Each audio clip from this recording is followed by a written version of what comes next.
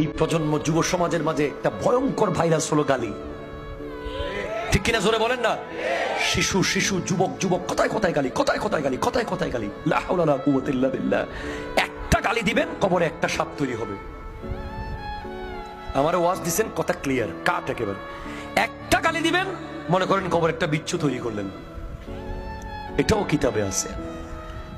কবরের সবচেয়ে বেশি সাপ আর বিচ্ছু থাকবে, বিচ্ছু যারা সবচেয়ে বেশি মানুষকে গালি দিয়েছে। নবীজি বলছেন তোমরা নিজের আব্বা আম্মাকে গালি দিও না। সাহাবায়ে কেরাম বলছে আমরা আমার আব্বা আম্মাকে গালি দিব মানে? হ্যাঁ, তোমরা যখন কারো বাপ মাকে গালি দিবা সেটা তোমার আব্বা আম্মাকে দেওয়া হবে, যাকে দিচ্ছ তার উপর যাবে না। তাহলে আমার প্রজন্মকে বলবো, নবীজির এই আদর্শটা আপনি নেন। প্রথম আদর্শ আপনি নেন যে বদান্যতা। না থাকলে মাপ চাইবেন, থাকলে দিতে থাকবেন, দিতে থাকবেন, দিতে থাকবেন। এদিকে আপনি গণাছাড়া দিবেন, ওদিকে উনি গণাছাড়া দিবেন।